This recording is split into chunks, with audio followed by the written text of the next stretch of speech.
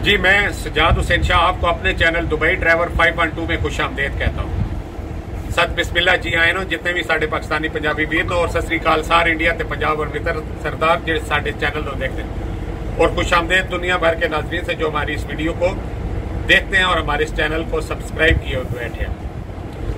Video को आगाज करते हैं अल्लाह पाक के बाबरकत नाम से जिसने तमाम इंसानों को खूबसूरत शक्ल शुबा दी और दुरूद पाक आप सल्लल्लाहु अलैहि वसल्लम की ज़ात अक़दस पे लाखों करोड़ों दुरूद और सलाम। आज हम आपके साथ एक ऐसे जवान की मुलाकात करवाएंगे जिनके बारे में आप सुन के थोड़ा सा हैरान भी होंगे कि ये कौन सी एज थी जिसमें ये यहाँ आ गए और कितना लंबा अरसा इन्होंने यहाँ दुबई में और परदेश में काटा। कुछ बातें हम इन्हीं की ज़बानी आप लोगों तक पहुँचाएंगे ताकि आप लोगों को मालूम होता रहे कि दुबई में जो लोग आ रहे हैं या जो लोग रह रहे हैं या जिस तरीके से आते हैं क्या क्या दुश्वारियाँ मुश्किलात और क्या क्या मामलात वो फेस करते हैं। टाइम ज़ाया नहीं करते, हम चलते हैं अपने मेहमान की तरफ। बाकी की बातें हम अपने मेहमान से पूछेंगे। जी वेलकम जनाब, बहुत शुक्रिया, खुश आमदेद साढ़े चैनल पर। अच्छा, थोड़ा जा अपना नाम और इलाका ते दस दें। हाँ जी, मेरा नाम जी ज़हूर अहमद बाजवा, तहसील बुरेवाला, ज़िला व्याड़ी, कस्बा हाजी शेर दवान साहब नाम बड़ा मशहूर है 317 चक। जी माशाल्लाह, जिस तरह ज़हूर बाजवा साहब दसिया कि इन्हों का इलाका जो है विहाड़ी बड़ा खूबसूरत और प्यारा इलाका है। अच्छा बाजवा साहब, थोड़ा जिहा दस दिओ भाई तुसी परदेश विच और यूए च कदों आए हो? जी मैं सानू 1995 के 5वें महीने 25 तरीक में आया था। माशाल्लाह, एक पॉइंट नोट कर लियो कि 1995 ते मई के महीने च आए और हुण 2023 लगभग एट मोस्ट खत्म हो चुका है। इन्होंने 28 साल हो चुके हैं परदेश विच आया और बहुत लंबा हिस्सा है। जिस टाइम बिल्कुल इनिशियल स्टेज सी जवान होए सन और उस टाइम ये आ गए, बाकी दी सारी लाइफ इन्हें परदेश में गुजार दी थी। अच्छा बाजवा साहब, तुसी ये दसो भाई तुसी ट्रांसपोर्ट के वीजे आए सो? जी मैं मुल्किन तो वीजा मिलता सी ट्रांसपोर्ट का 5 साल का। ठीक है, वो मैं लिया सी 10,000 दिरहम 95 जी ठीक हो गया। अच्छा नाजरीन, एक भी पॉइंट ऐड करते चला कि जिस तरह इन्हें कहा कि 1995 जो वीजा मिलता सी उदों उहदा जिहड़ा ड्यूरेशन सी 5 साल का सी, फिर बाद में उन्हें ड्यूरेशन कम करके 3 साल कर दिता और हुण जितना भी ट्रांसपोर्ट का वीजा है उसका ड्यूरेशन जो वो 2 साल है। अच्छा बाजवा साहब, तुसी फिर आके ट्राले का लाइसेंस लिया? हाँ जी, ट्राले का मुल्किन तो लाइसेंस लिया जी। ते लाइसेंस दा खर्चा तुहाडा कितना हो गया? तो मुल्किन बने से स्कूल प्राइवेट पठाना बनाए सी, सिखा बनाए सी, एक तो बादशाह सी, वली खान सी, सिख सरदार, काफी स्कूल सी। ठीक है, बादशाह पठान से वजीरस्तान का उन्होंने किया ठेका 10,000 दिरहम का। ठीक है, तो पहली ट्राई पास हो जाए 5वीं 6वीं जिन्हें भी हो जा जी ठीक हो गया। तो ऐसा फिर प्रोसेस चलता रहा। वो चौथी ट्राई में पास हो गया जी। ठीक है, चौथी ट्राई पास हो गया, लेकिन पैसे 10,000 20 दिन ही। ठीक है, वो 10,000 रुपया उन्होंने दिता, उन्होंने मैंने इस्तेमारा बनाया होता सी।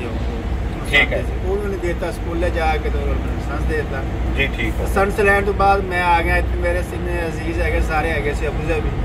ठीक है, इतने अबू धाबी आ गए, अबू धाबी इतने काम ना मिले मैंने, फिर लाइसेंस नवी होने की वजह तो फिर पाकिस्तान चले गए, उतरे 5 महीने, उस बाद फिर वापस आए तो फिर काम मिल गया।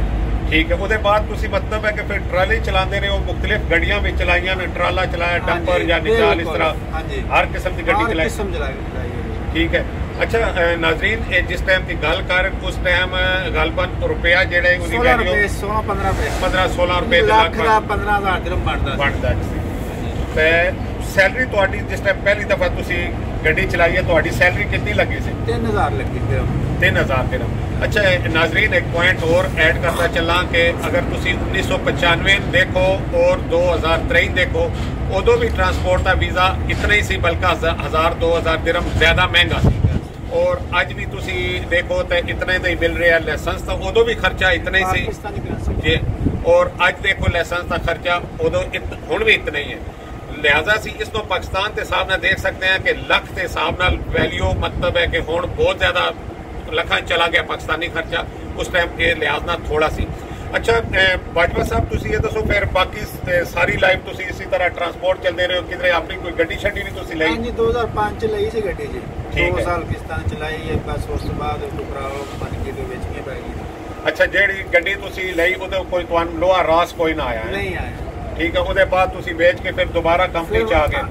ਆ ਵੇਚ ਕੇ ਉਸੇ ਕੰਪਨੀ ਦੀਆਂ ਗੱਡੀਆਂ ਸੀ ਮੇਰੀ GMG ਚ ਜੀ। ਠੀਕ ਹੈ। ਫਿਰ ਉਹਦੇ ਵਿੱਚ ਮੈਂ ਚੁਕਾਉਂਦਾ ਸੀ ਅਸਮਤ ਹੋ ਗਈ, ਗੱਡੀ ਚਲਾਉਣ ਲੱਗ ਗਿਆ ਜੀ। ਆਪਣੇ ਬਾਜਵਾ ਸਾਹਿਬ ਇੱਕ ਸਵਾਲ ਸਾਡੇ ਜ਼ਿਹਨ ਵਿੱਚ ਆ ਰਿਹਾ, ਆਖਰ ਮਾਸ਼ਾਅੱਲਾ ਤੁਸੀਂ 28 ਸਾਲ ਪਰਦੇਸ ਵਿੱਚ ਗੁਜ਼ਾਰੇ, ਪਿੱਛੇ ਕਾਫੀ ਕੁਝ ਸੈਟਅਪ ਤੁਸੀਂ ਬਣਾ ਲਿਆ ਹੋਵੇਗਾ। ਉਹ ਜੁਆਇੰਟ ਫੈਮਿਲੀ ਤੁਹਾਨੂੰ ਪਤਾ ਹੈ ਕਿ ਜੋ ਬਣਾਓ ਸਾਰਾ ਦਾ ਇਕੱਠਾ ਹੀ ਹੁੰਦਾ ਹੈ। ਇਕੱਠੇ ਹੀ ਹੁੰਦਾ ਹੈ। ਠੀਕ ਹੈ। ਮਤਲਬ ਹੈ ਕਿ ਤੁਸੀਂ ਇੱਕ ਸਰਬਰਾਹ ਵਿੱਚ ਕਮਾ ਰਿਹਾ ਤੇ ਬਾਕੀ ਸਾਰੀ ਫੈਮਿਲੀ ਜੁਆਇੰਟ ਫੈਮਿਲੀ ਜ਼ਹਿਰ ਫਿਰ ਉਹ ਗੁਜ਼ਾਰਾ ਕਰ ਰਹੇ ਹੁੰਦੇ ਤਾਂ ਸੇਵਿੰਗ ਕਰਨਾ ਕਾਫੀ ਮੁਸ਼ਕਿਲ ਹੋ ਜਾਂਦਾ ਹੈ, ਲੇਕਿਨ ਅੱਛਾ ਗੁਜ਼ਾਰਾ ਹੁੰਦਾ ਰਿਹਾ। ਅੱਛਾ ਬਾਜਵਾ ਸਾਹਿਬ, ਬੱਚੇ ਤੁਹਾਡੇ ਮਾਸ਼ਾਅੱਲਾ ਜਵਾਨ ਨੂੰ? ਮਾਸ਼ਾਅੱਲਾ ਜਵਾਨ। ਠੀਕ ਹੈ। ਚਲੋ ਬੱਚਿਆਂ ਨੇ ਇਸ ਫੀਲਡ ਵਿੱਚ ਨਾ ਆਣੇ ਆਏ ਡਰਾਈਵਰ ਲੈਣ ਵਿੱਚ? ਬੱਚੇ ਵੱਡੇ ਗ੍ਰੈਜੂਏਸ਼ਨ ਕੀਤੀ ਹੈ, CS ਕੰਪਿਊਟਰ ਸਾਇੰਸ ਦਾ ਕੋਰਸ ਕਰਾਇਆ ਹੈ। ਮਾਸ਼ਾਅੱਲਾ ਮਾਸ਼ਾਅੱਲਾ।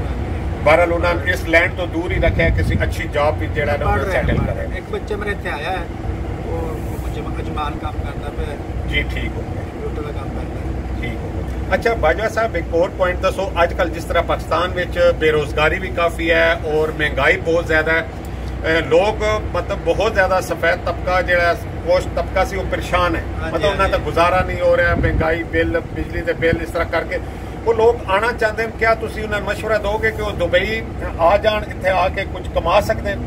ਕਮਾ ਸਕਦੇ ਨੇ ਅਗਰ ਸਰਮਾਇਆ ਹੈਗਾ ਤੇ। ਠੀਕ ਹੈ। ਅਗਰ ਜਿਹਦੇ ਕੋਲ ਸਰਮਾਇਆ ਨਹੀਂ ਹੈ ਤੇ? ਸਰਮਾਇਆ ਨਹੀਂ ਹੈਗਾ ਤਾਂ ਲੇਬਰ ਤੇ ਵੀਜ਼ਾ ਆਏਗਾ। ਉਹ 1995 ਚ 1000 1200 800 ਰਿਆਲ ਤਨਖਾਹ ਸੀ ਦਿਰਹਮ, ਹੁਣ ਵੀ ਹੋਣੀ ਹੈ। ਖਰਚਾ ਵੱਧ ਗਿਆ। ਖਰਚਾ ਵੱਧ। ਉਦੋਂ ਖਰਚਾ ਇਹ ਸੀ ਕਿ 95 ਦੇ ਵਿੱਚ ਮੈਂ ਤੁਹਾਨੂੰ ਦੱਸਣਾ ਕਿ 300 ਦਿਰਹਮ ਨਾਲ ਪੂਰਾ ਮਹੀਨਾ ਟੱਪ ਜਾਂਦਾ ਸੀ।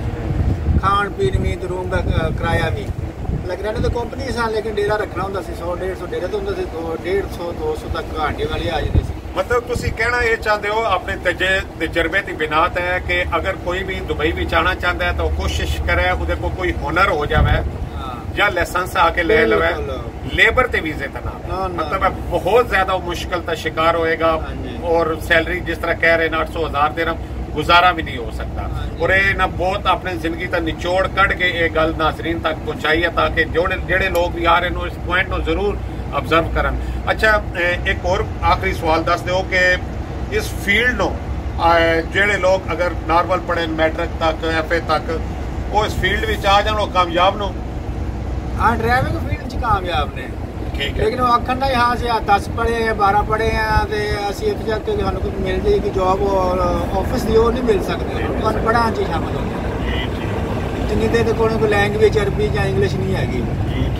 ਹਾਂਜੀ, ਅਗਰ ਅਰਬੀ ਇੰਗਲਿਸ਼ ਲੈਂਗੁਏਜ ਉਹਨਾਂ ਨੂੰ ਹੁੰਦੀ ਬਰਾਬਰ ਤੇ ਫਿਰ ਉਹ ਕਿਸੇ ਆਫਿਸ 'ਚ ਟੀ ਬੁਆਏ ਲਾ ਲਓ ਜਾਂ ਥੋੜਾ ਜਿਹਾ ਉਹਨਾਂ ਨੂੰ ਰੱਖ ਲੈਣ ਕਲਰਕ ਵਗੈਰਾ। ਬਾਜਵਾ ਦੀ ਗੱਲ ਨੂੰ ਥੋੜਾ ਜਿਹਾ ਕਨਕਲੂਜਨ ਕਰਦਾ ਚੱਲਾਂ ਕਿ ਸਿੰਪਲ ਜਿਹੜੀ ਮੈਟ੍ਰਿਕ ਜਾਂ FA ਹੈ ਉਹ ਤਾਲੀਮ ਨਹੀਂ ਹੋਏਗੀ ਇਧਰ ਜਦੋਂ ਤੱਕ ਤੁਹਾਡੇ ਕੋਲ ਕੋਈ ਡਿਪਲੋਮਾ ਜਾਂ ਇਸ ਤਰ੍ਹਾਂ ਦਾ ਕੋਈ ਮਤਲਬ ਹੈ ਕਿ ਅੱਛਾ ਹੁਨਰ ਨਹੀਂ ਹੋਏਗਾ, ਇਤਨੇ ਤੱਕ ਤੁਹਾਨੂੰ ਮੁਸ਼ਕਿਲ ਹੋਏਗਾ। ਅੱਜ ਦੀ ਅਸੀਂ ਵੀਡੀਓ 'ਚ ਕੋਸ਼ਿਸ਼ ਕੀਤੀ ਹੈ ਕਿ ਬਹੁਤ ਹੀ ਸੀਨੀਅਰ ਮੋਸਟ ਡਰਾਈਵਰ ਜਿਨ੍ਹਾਂ ਤੇ ਕੁਝ ਤਜਰਬਾਤ ਦੀ ਗੱਲਾਂ ਤੁਹਾਡੇ ਤੱਕ ਪਹੁੰਚਾਈਆਂ।